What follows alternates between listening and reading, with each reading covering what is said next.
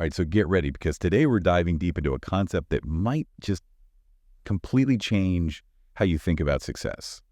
Like entirely. We're cracking open Tales You Win by Morgan Housel. And man, let me tell you, this book, it's full of those aha moments. You know, those ones that kind of make you see the world a little differently. It really does. It challenges those, what are they, those classic narratives we always hear, the ones about consistent growth, always going up and predictable outcomes. We're going to dig into why it's often those rare extreme events, those wild ones way out there. Those are the tales that truly shape the whole journey. Say, what does they say? Expect the unexpected, right? Okay, so Housel starts off. He's got this fascinating story about Heinz Berggruen. So this guy, he was an art dealer who put together this incredible collection of masterpieces, like seriously amazing stuff, including, you know, Picasso and Matisse. Now, if you're like me, you're probably thinking, okay, he must have known something, right? Like some insider info, some crystal ball telling him he would become a legend. But that wasn't his strategy at all, was it? Nope, not even close. See, what's so interesting here is that Berggruen, he treated art collecting almost like it was an index fund. So imagine that for a second. Now, an index fund, for those who aren't familiar with the whole investing world, it's basically like a big basket of different stocks or assets. Right? Yeah. And the idea is that you're spreading out your bets. By spreading them out wide, you're not as vulnerable to the ups and downs of any single investment. So instead of putting all his eggs in one basket, hoping one hot artist took off, he diversified. Am I on the right track? Exactly. He went out and bought a ton of art. Like seriously, a massive amount. He knew most pieces wouldn't be worth a fortune. That's just how it goes.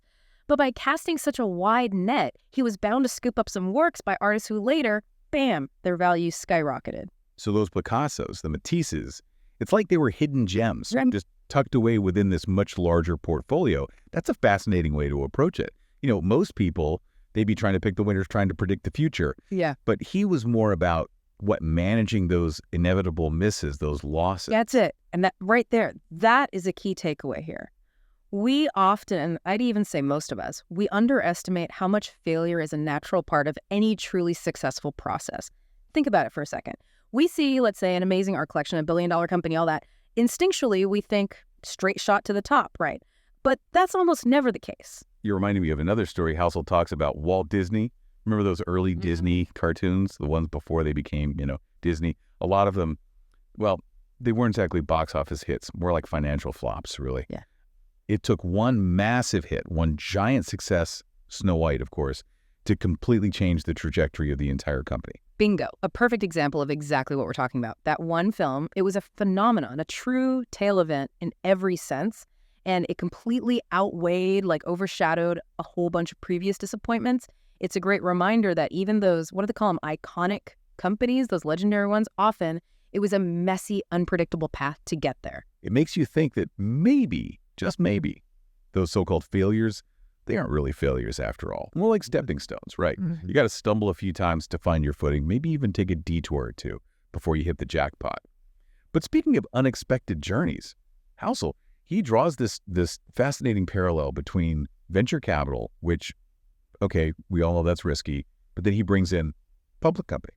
Right, and at first glance, that might seem a little strange, maybe even counterintuitive. I mean, we tend to put venture capital in that high-risk category. Yeah. You're betting on those startups, the young companies, knowing most will fail, right? Hoping for that one, what is it, that unicorn, the one that explodes? Okay, so I'm with you so far. But where do public companies come into play? We usually think of those as the more established, stable investments. We do.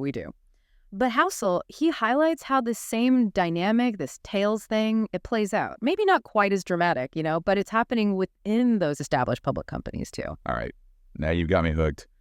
What did he find? Give me the details. So he talks about this data from JP Morgan Asset Management. It was from a study around from 1980 to 2014, and they were looking at the Russell 3000 index. It basically covers a huge range of public companies, gives a good snapshot, and get this 40%, a full 40% of those companies, they lost a ton of their value. We're talking 70% or more, and never recovered, gone. And over that same period, almost 2/3, can you believe that? 2/3, they didn't even keep pace with, plain old treasury bills. Wow. So we're talking almost half of these supposedly safe, established companies basically going belly up. From an investor standpoint, it really makes you rethink what we consider safe, doesn't it? So where did the overall market growth come from if most of these companies were tanking? Don't tell me.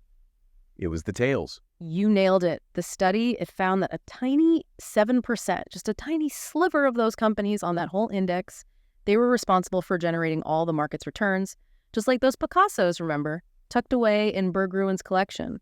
It's those exceptional performers, those outliers, they're the ones carrying the weight of the entire market. It's like there's this hidden pattern, isn't there? And it keeps popping up. Art, movies, the stock market.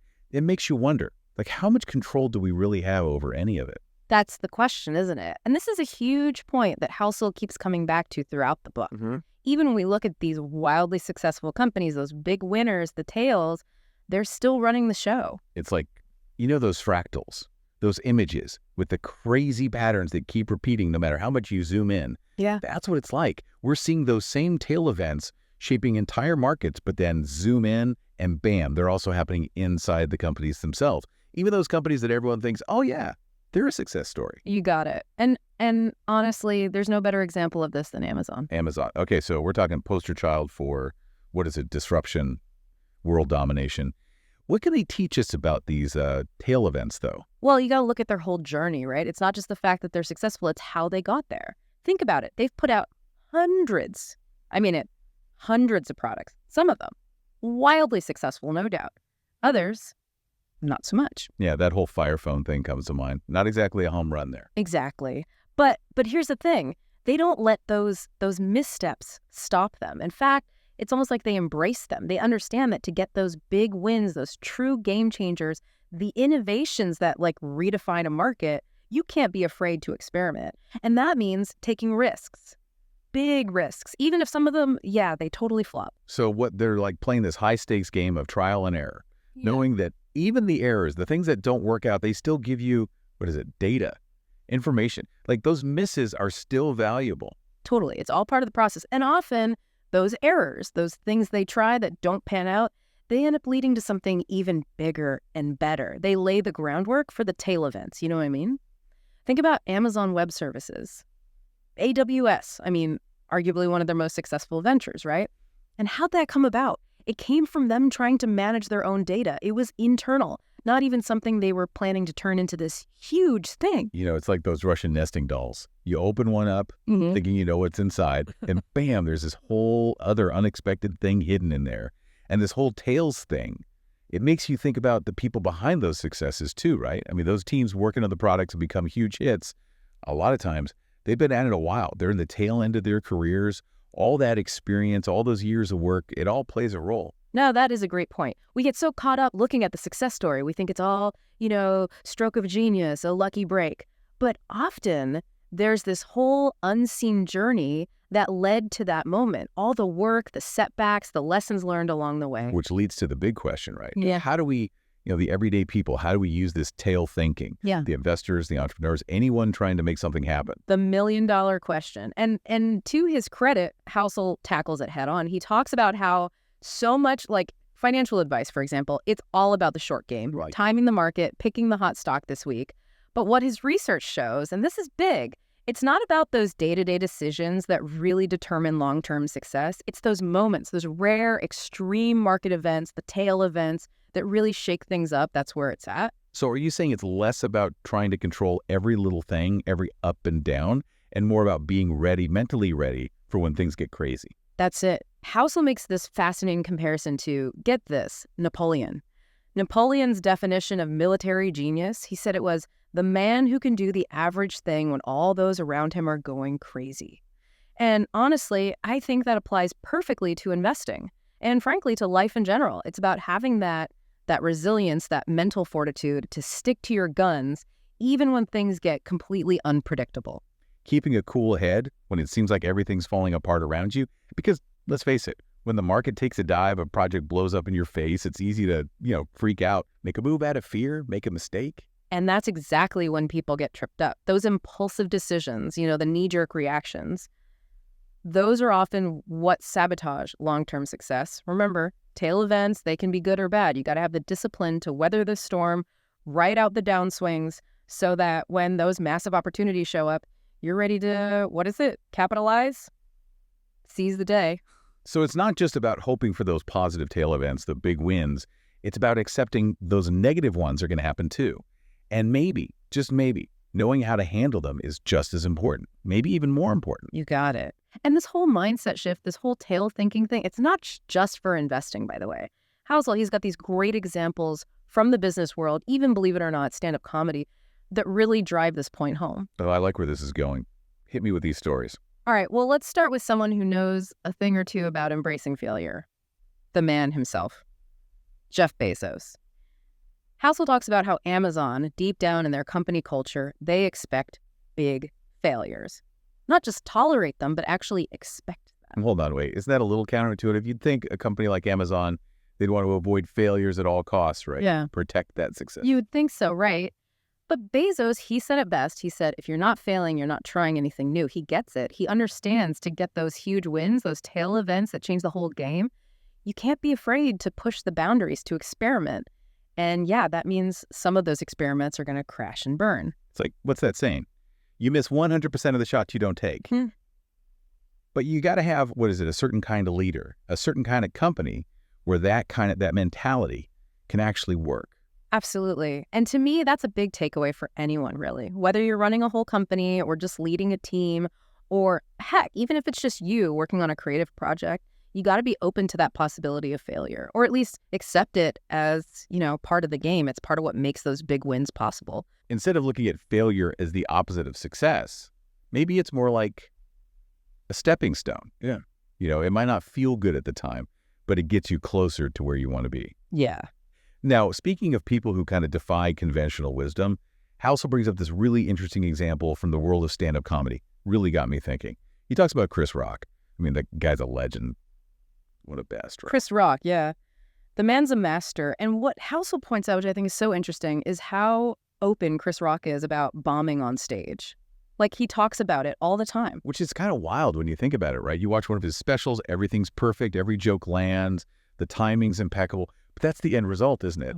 All those hours and hours of, trial and error, figuring it out. Exactly. He goes to these small clubs, tests out new material, and yeah, he bombs. But those bombs, they're essential. It's how he hones his craft, figures out what's funny, what's not. The Chris Rock we see on those big stages, killing it.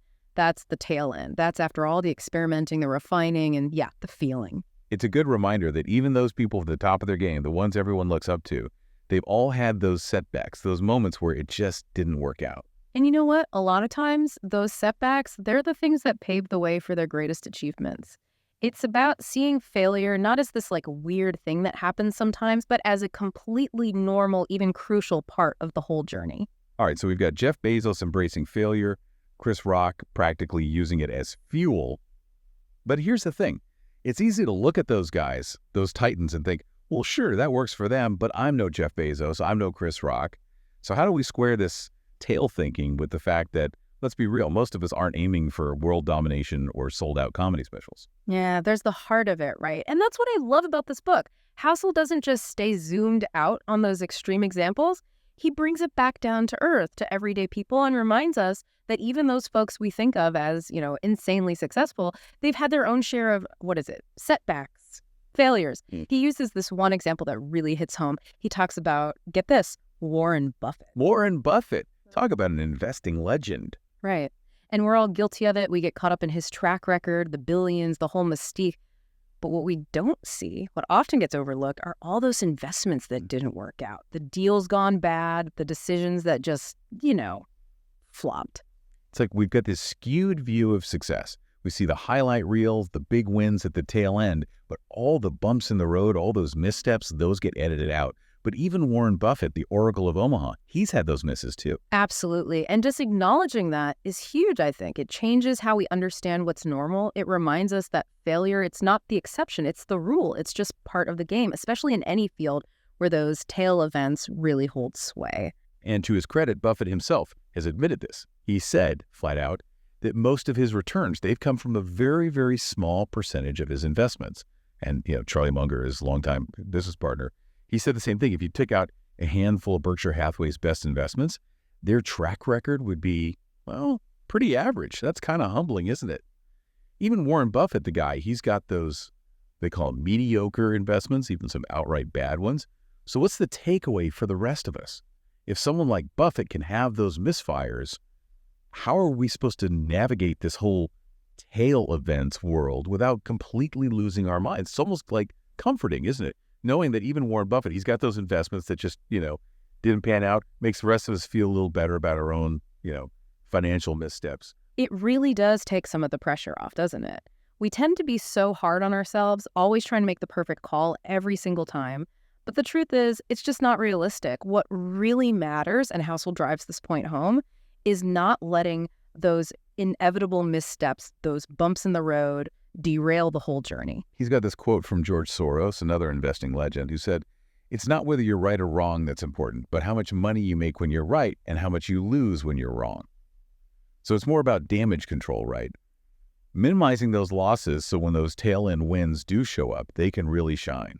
Nailed it. It all comes down to managing risk. It's about having that resilience, that ability to stay the course, even when things get messy. And let's face it, they will get messy. That's kind of the nature of the game, especially when you're dealing with those high-impact tail events. It makes me think about something else Housel talks about, the role of luck. Those random events that seem to come out of nowhere and can either catapult you forward or totally throw you off course. Yeah. He argues that we often underestimate how much influence those chance encounters, those unexpected circumstances, really have on our lives. He's got this one example. It really makes you think. He talks about, get this, the fact that we're even here right now having this conversation. Think about it. It's the result of this insanely long chain of events, improbable circumstances, all lining up in just the right way over millions of years. Whoa, okay. Yeah, that puts things in perspective. It's like, yeah, we make choices, we work hard, but there's this undeniable element of chance, of being in the right place at the right time that plays a huge role in, everything. It's humbling when you really think about it, right? And recognizing that, it doesn't diminish the effort we put in, the things we accomplish. If anything, it makes those accomplishments even more meaningful, I think. It's about acknowledging that uncertainty, that randomness is just part of life. Those tail events, the good and the bad, they're what make the whole journey so unpredictable and, ultimately so rewarding. So as we wrap up this deep dive into Tails You Win, what's the biggest aha moment you're walking away with? What really stuck with you? For me, it's that reminder that true success, it's rarely a straight line. We're constantly bombarded with these stories of, overnight successes, these perfect upward trajectories. But real life, it's a lot messier than that, and honestly, a lot more interesting. Embracing those setbacks, those inevitable failures, seeing them not as anomalies, but as part of the process, that's powerful. I love that. It makes me think of the final question Housel leaves us with. He asks, what if we stopped fearing those off days, those inevitable setbacks? What if instead of dreading them, we started viewing them as part of the process of uncovering our own tail events? Those moments, those turning points that have the potential to change everything. That is a powerful question, isn't it? Because it challenges us to shift our whole perspective. Instead of trying to control every little thing, every outcome, what if we embraced that unpredictable nature of life? Looked for those pockets of possibility in the unexpected. In a world that often feels, increasingly chaotic, out of control, that's a really liberating thought. It really is. And on that note, we'll leave you to ponder that very question. What area of your life could benefit from a little more tail thinking? Until next time, happy diving. Thanks for tuning in to Becoming a Millionaire in 5 years. Remember, every small step you take today brings you closer to your millionaire goals. If you found value in today's video, please give us a thumbs up and share it with someone who's also ready to change their financial future. Don't forget to subscribe and hit the notification bell so you never miss an update. Together, let's turn those dreams into reality. See you next time.